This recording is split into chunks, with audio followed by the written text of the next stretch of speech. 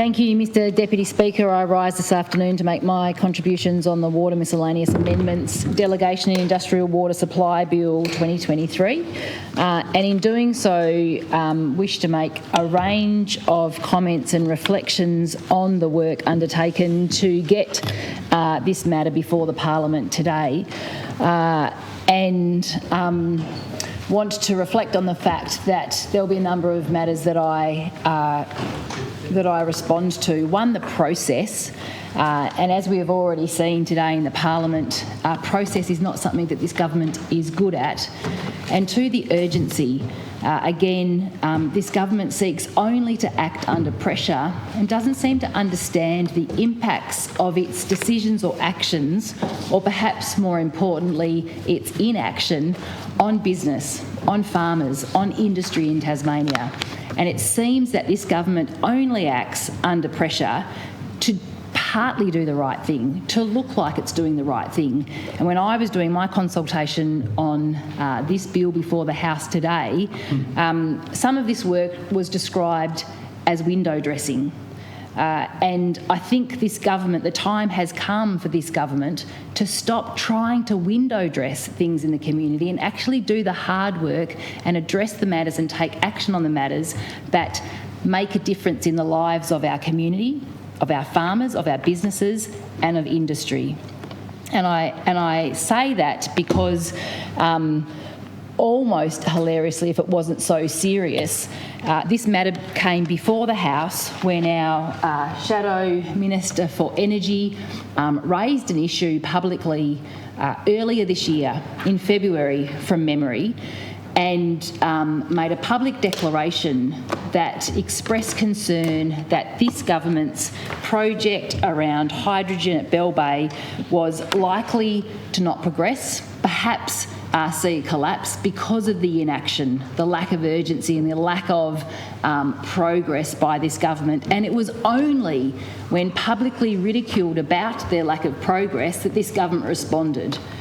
This government, the very next day, scrambled to make an announcement, scrambled to gather people to say, you know what, we are going to foreshadow, not that we have done the work, not that we will do the work, not that we are in action, but we foreshadow that we will do the action to draft amendments to ensure that water can be delivered to the hydrogen precinct at Bell Bay through the Tas Irrigation scheme.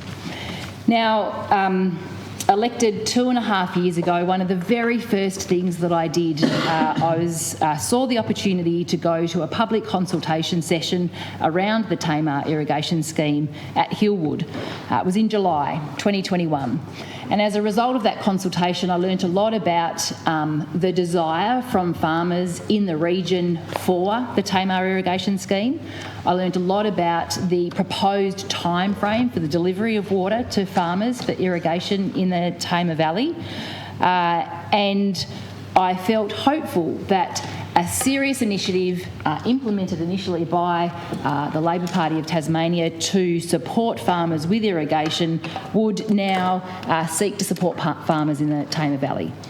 And one of the things that I have learnt since is that true commitments to urgency and action actually don't mean much to this government, and a scheme that was proposed to be breaking ground shortly still doesn't have a finalised process for water sales. One, yes, because the initial take-up was lower than perhaps anticipated, although if you thought about where farmers are and how dispersed they are in the valley, you would have known that it would have been complicated to deliver this project. But farmers are still waiting for the final design and for the final water sales process to happen on that scheme. And I can tell you that although publicly farmers and the TFGA support these amendments, they support the amendments because it means they might get their project. They support the amendments because it means they might get their water. When the government talks about having this ambition for $10 billion of farm gate value by 2050, what they're actually saying is that we think we can help farmers to improve their productivity. But one of the things that was said this morning by the Premier, in fact, in response to the question is that often it's farmers and business and industry that do all the hard work in Tasmania. They make the opportunity for growth. They increase their productivity. They do the work to support what should be a thriving economy in Tasmania, but it's often the government's inaction and inability to deliver that actually constrains that. So I've had conversations with people in the region, with farmers in the region, that say that this body of work has been a massive distraction. It's been really disappointing. It's been an excuse not to go out and do the work they should have been doing, which is go out and secure water sales. That it's so frustrating to have this excuse where there could have been a focus on actually being able to deliver a project. And maybe it meant a redesign. Maybe it meant that they couldn't deliver the initial 3 zones of water that they were going to deliver to farmers. Maybe it meant they're just going to deliver Zone 1 and Zone 2. But the reality is, for farmers to get their water, they need this process to go through. They need to have action so that they can continue to do the work that they do to increase productivity and increase value through their productive activities in Tasmania. Because the reality is that these amendments might go through. This project may or may not be built. And in the person who read the second reading speech, who isn't the minister, said in the second reading speech, this increases the likelihood that this project might proceed. There's no certainty that this project will proceed because the government haven't done the work. There's actually no certainty that anyone will use the industrial water that's going to be provided through the amendments that are made possible by these amendments. Because as we know, this government have been so slow to act that proponents that were promised so much that have come to Tasmania have now walked away. There are some smaller proponents here that may, of their own accord and of their own doing, deliver projects in the region, but they may not actually seek to use the water that will be provided through the amendments that this legislation enables. And so what you see a delayed project, frustrated farmers, industrial, some of the best minds of Australia who saw and were enticed to Tasmania to do hydrogen projects at Bell Bay, not be able to provide not only water, so this potentially solves that, but again, no power. And we heard this morning in questions again, we are in an energy-constrained environment in Tasmania. There is not enough power to deliver for proponents for hydrogen. So, okay, maybe they get water, but do they have enough power? Has all this been just another kick the can down the road on a hard project so this government doesn't have to face reality? One of the things that this government does is says a lot of things, but it doesn't necessarily always reflect the feelings in the community or the conversations that are going on in the community. This morning the Premier says we're not in an energy crisis. Well, the TCCI say that. It's okay to say one thing, but if it's not what's believed by the balance of the community, it is in fact not true. And the way you find out the true feelings of a community is you consult. Now, there is consultation and there's consultation. There is genuine commitment to understand issues and respond to those. There's a genuine commitment to want to engage with people and respectfully have discussions. Consultation's a dialogue, it's a to and fro, it's a backwards and forwards. But my feedback has been, once I finally got the consultation summary report, and I do actually want to thank the people that provided the briefing to me on Friday, thank you. All the questions that I had were answered and that was great, and I appreciate the briefing. But in the briefing I asked the question, perhaps it was that I couldn't find it, but as far as I was aware, the consultation summary report wasn't online. And there was a suggestion in that that it was there, just needed to be discovered. So I asked for that, I asked for a link. I had to again ask for that link to be delivered to me late last night. It came through early this morning. with a message that says it was intended to be published today. Now, I know that through watching other people bring legislation through this parliament that's what's happened. But if you want to be a government that's operating in best practice, why wouldn't you release a consultation summary report when you've got the instrument that's coming to the parliament? Why wouldn't you want people to read it? It doesn't make any sense to me. Went up 30 minutes ago. But also, so we're already in this place. It's ridiculous. But also, why would you not want to consult properly? Now, as I understand it, there's two main parts to this. I've been speaking a little bit about the Tamar irrigation scheme and the hydrogen, but there's also elements to these series of amendments that are about delegation for community management. And one of the significant proponents of that is the Winnaleah irrigation scheme, and they weren't told about this. They had to find it. They discovered this accidentally, that this work was happening accidentally on the website. The consultation summary report, and this is not a reflection on people in the department, because perhaps it's the way that the government expect these things to happen because they don't want people to actually fully engage, but it says that this report summarises the consultation. It says that this was published on the Have You Say webpage of the Department of Natural Resources Environment Tasmania, and it was open for 4 weeks. But the reality is, it says key stakeholders were advised of the consultation, but advised in the next sentence is issued by a media release. Now, if the Winnaleah irrigation scheme hadn't happened across this on the website, then their contributions to this, which caused amendments, wouldn't have been considered.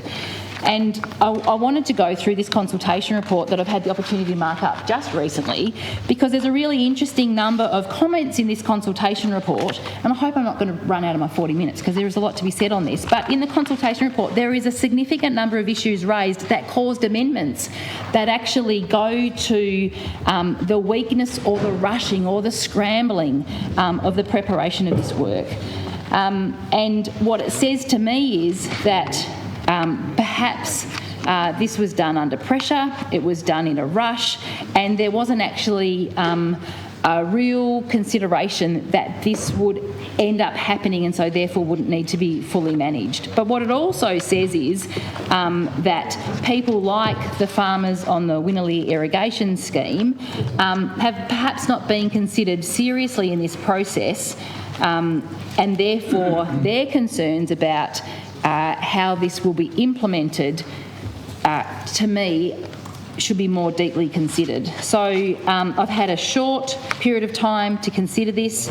It reinforces to me that there have been weaknesses in the preparation of this process, and as a result, I suspect when we go into committee on this matter, there will be amendments that will need to be implemented for this to actually meet the objectives that it says it's about.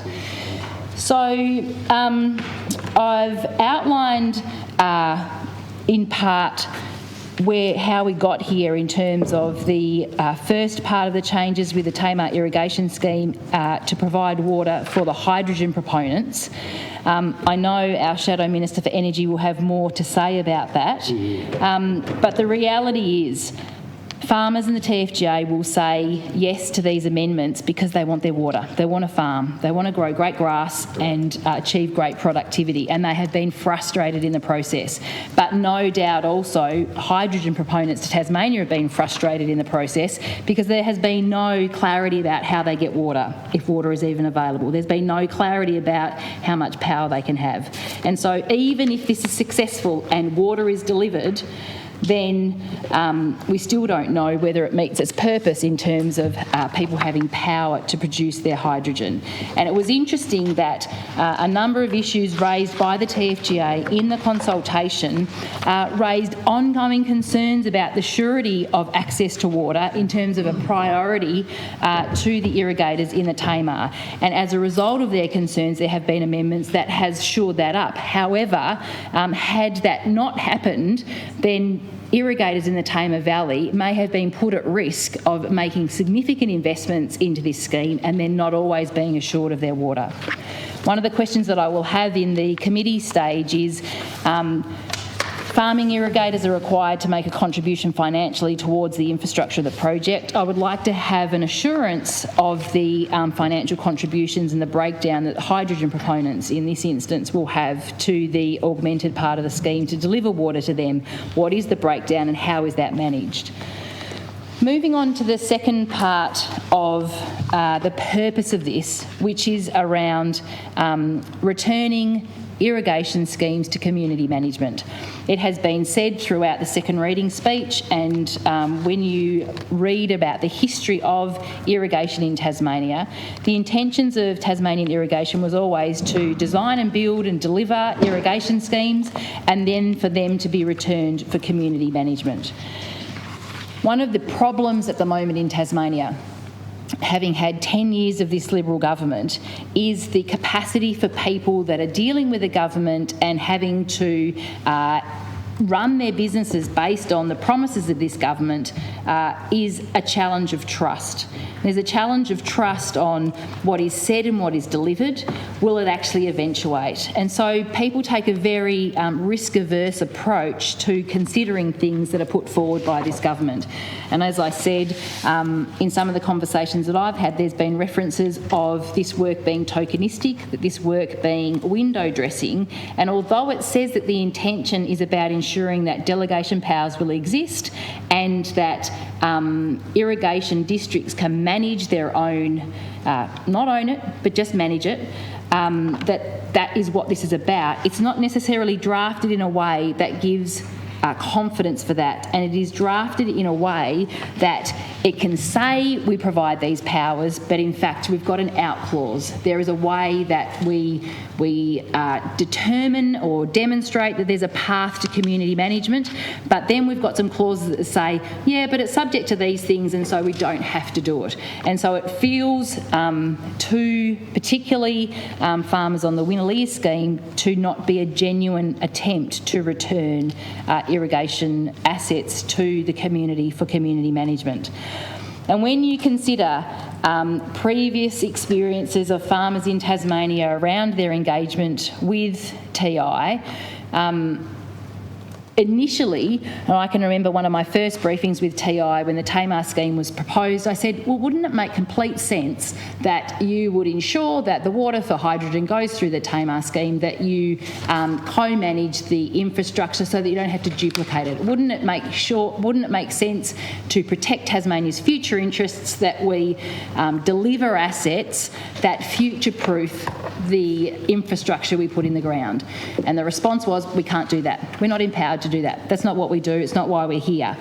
But it was so obvious. It was so obvious that this solution could have been considered at any point, but it wasn't. TI weren't empowered to that. But the ministers also didn't have an open mind of finding a way to do that. And as I said, it was only under pressure by our Shadow Minister for Energy that actually caused the government to scramble and take action.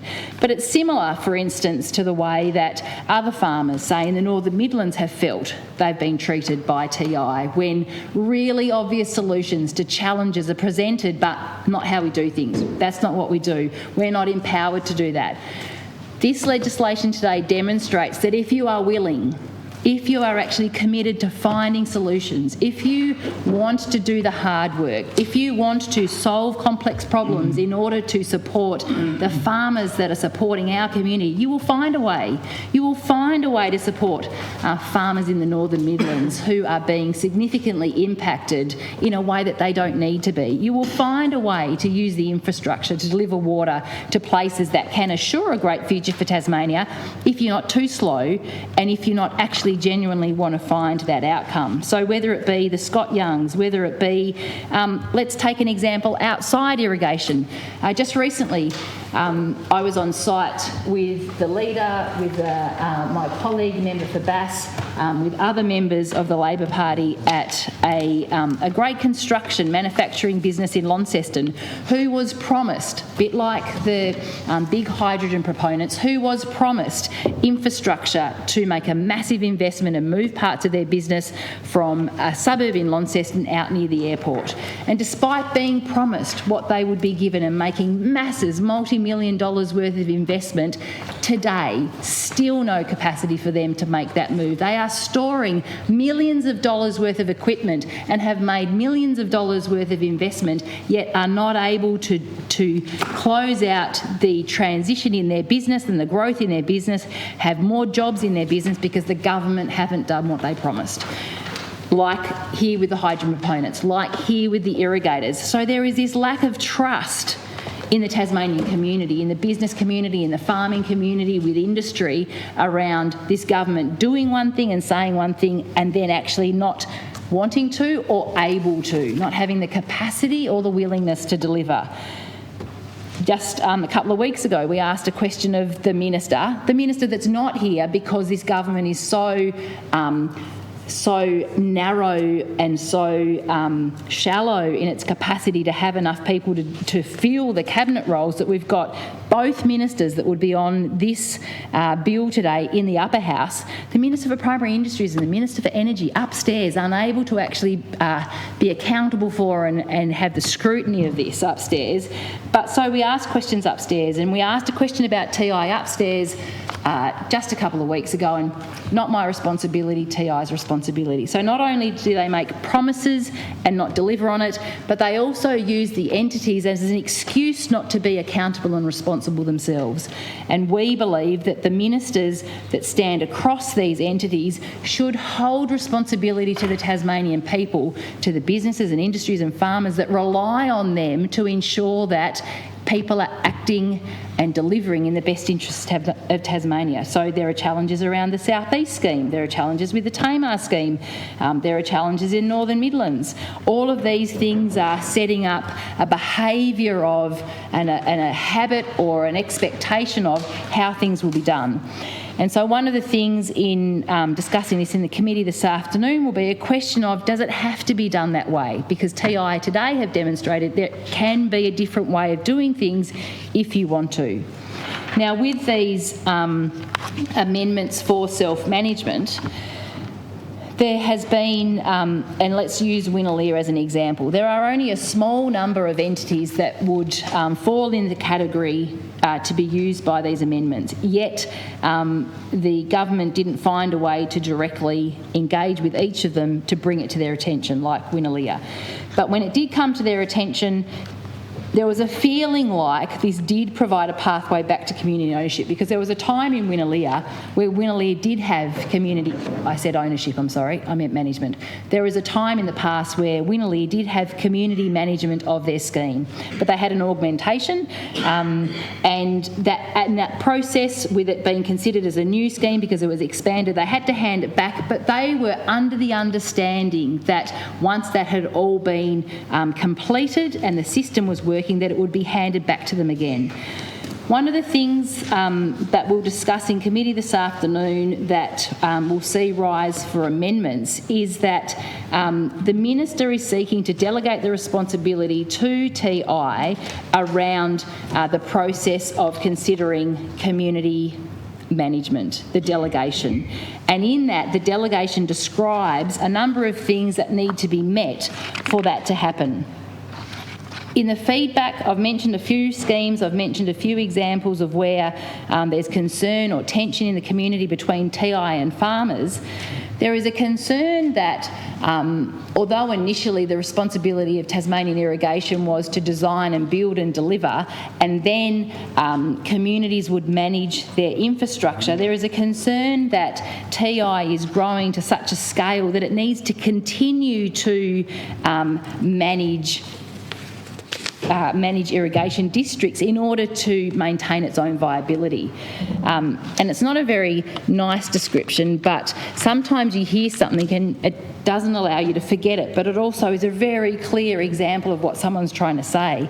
And at one point in a conversation, someone said to me, a good parasite never kills off its host. And so where you've got an entity that has grown so large and is quite bureaucratic and therefore has a lot of complex sort of layers and costs and processes, it becomes overwhelming in such simple tasks. And if there's a provision within this bill that says that if delegating back to an irrigation district the management of their own irrigation, which they can do capably. Farmers are so capable, and they have a very clear interest in making sure that their irrigation is maintained well, that the assets are, of the highest standard, and that the water continues to run, because that's what they rely on for their income. Then if consideration needs to be made in that delegation to say, will TI, as the example, continue to be viable if we actually take out this amount of water and give it back to community management because they have created such a large entity, then that doesn't seem to be a sound reason alone for not providing that delegation. But and it was an interesting statement made to me at some point that the purposes of that is around ensuring that you can control a third party. And so where TI might say, it's okay to delegate one or two of these, we will satisfy the community by demonstrating that we can delegate a couple of these, and that will be okay. But if we start delegating too many of these, we're going to have to reassess our structures and our governance and our entity and our costs. Of course, at any point that anyone makes a decision to delegate, they need to ensure that irrigation across Tasmania works and is sound, that the operators and the governance and the capacity of the entity that they will delegate to is sound. All of those things need to be considered in the decision, but it seemed too obvious to have clauses included that could say, in one hand, we're going to provide for a delegation, and on the other hand say, but not if it means that we need to reassess ourselves as an entity in the future. Because no one will make a decision to delegate, no one will make a decision, whether it be a minister or whether it be Tas Irrigation, to put the system at risk. But if it is the right thing to do and there is capacity in the community to deliver that, those decisions to put back into community management should occur. And there are concerns from the farmers in this instance in Winnaleah. And I did ask a question at the briefing on Friday around who all of the other entities were, and there wasn't clarity on who all of the entities were. There were some that were outlined, but there is not a big risk posed in this in terms of large volumes of water being removed from TI and therefore making them unviable.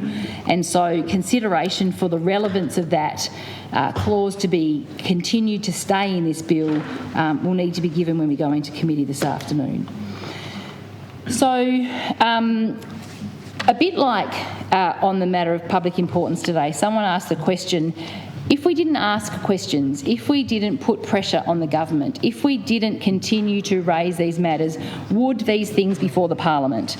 There is a question that, had our Shadow Minister for Energy, had the farmers of the Tamar Valley not continued to push for ground to be broken for final designs to be delivered on a Tamar scheme to provide water for farmers, whether this work would ever have happened.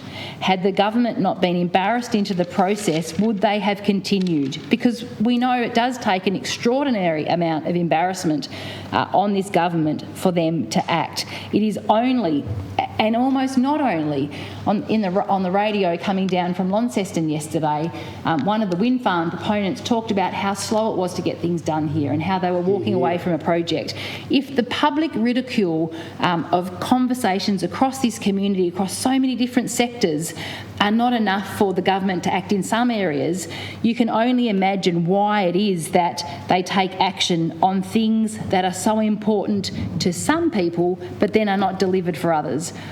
I know that the Tasmanian Farmers and Graziers Association, that the farmers of the Tamar Valley want to have water. They have been promised, if they can get water sales, to have a scheme. It is the government's responsibility to work actively with farmers to figure out how they can get the sales and how they can put energy into getting the sales to finalise a scheme that works, that is viable, so they can deliver water. There are significant operators in the Tamar Valley that can add not only to their own business growth, which is jobs in the area, but actually add to brand Tasmania. There are things that are grown in the Tamar Valley. It appears to me that the government's given up on the third zone, which goes out to Pipers, where the high return viticulture industry is.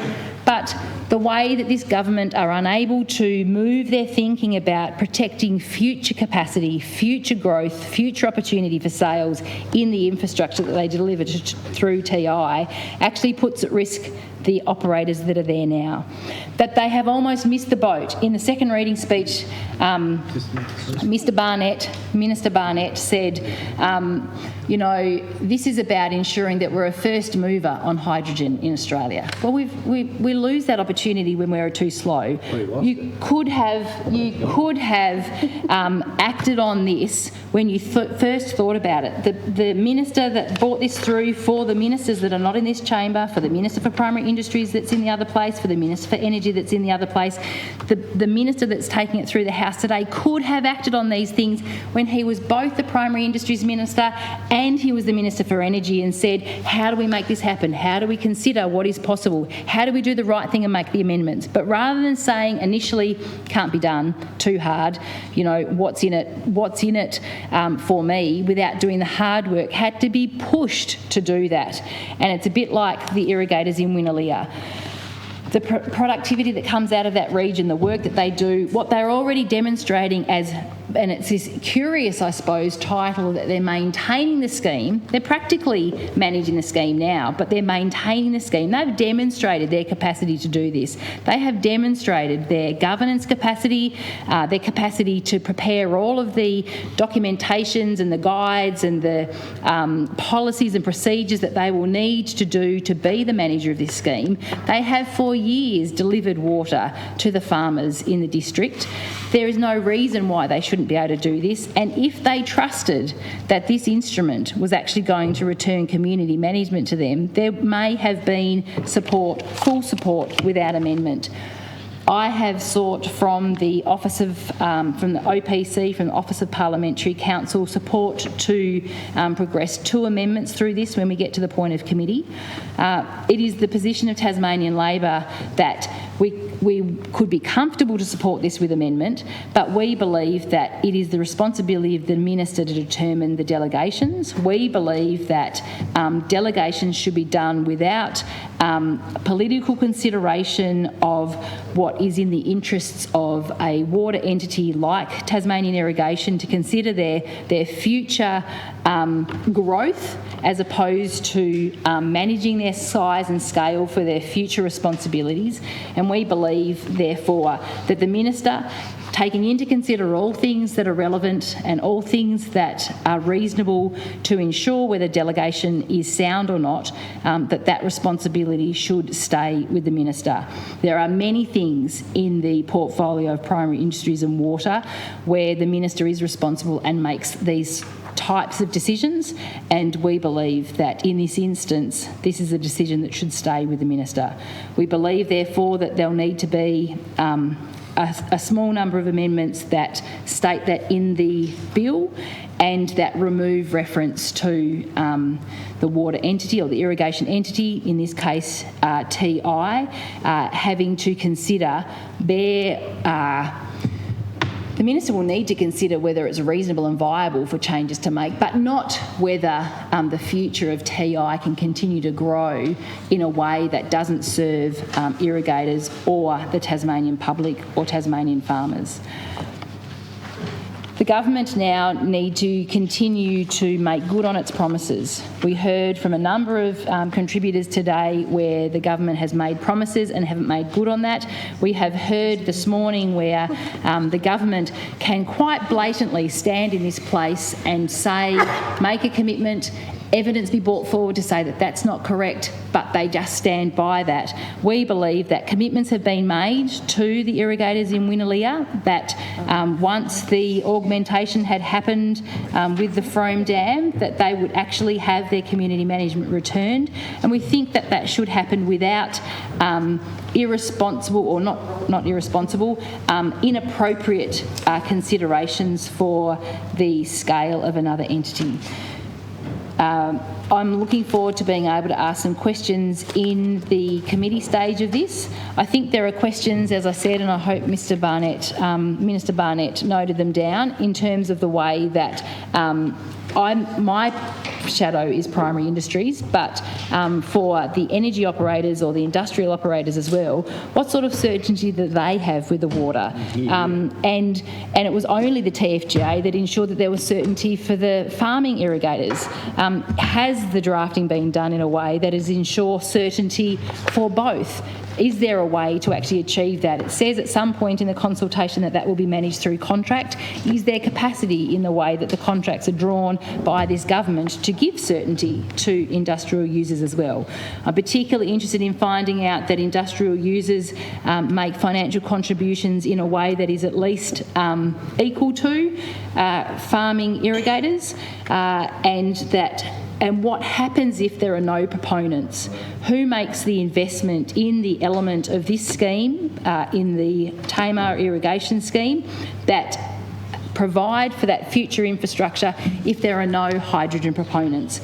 Who is responsible for the maintenance of that, and how is that costed and considered? Because as we know, where this government has been too slow and not willing to do the hard work and make the amendments that could have made this possible.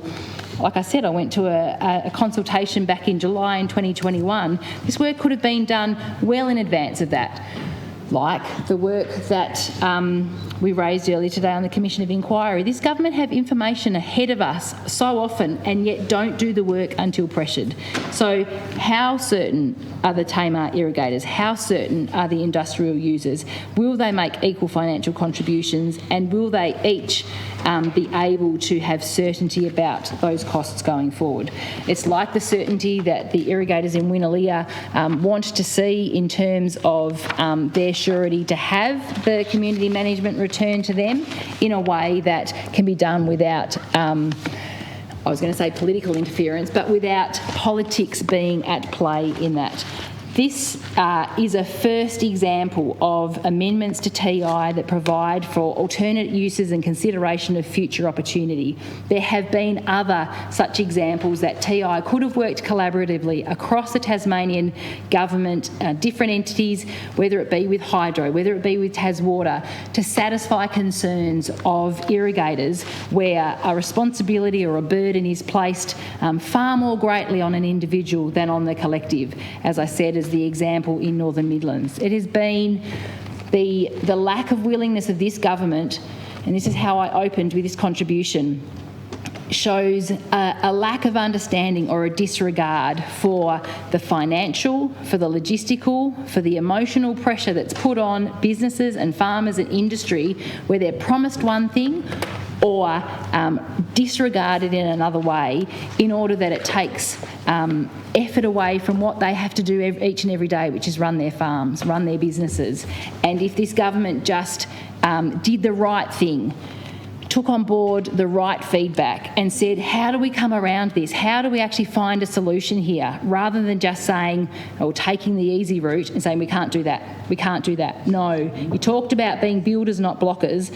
This is no demonstration in here of building. There is no demonstration of building the capacity of our farmers and our industries by making promises knowing you can't deliver. There is a first step in this. I think there are things in this that could be positive into the future. It will require some amendments to have the support of Tasmanian Labor. When the Office of Parliamentary Counsel have returned those amendments, I look forward to sharing them with the balance of the Parliament. I look forward to hearing others' contributions, and I look forward to one day breaking ground, or the ground being broken, so our Tasmanian farmers in the Tamar Valley can have the water to increase their productivity.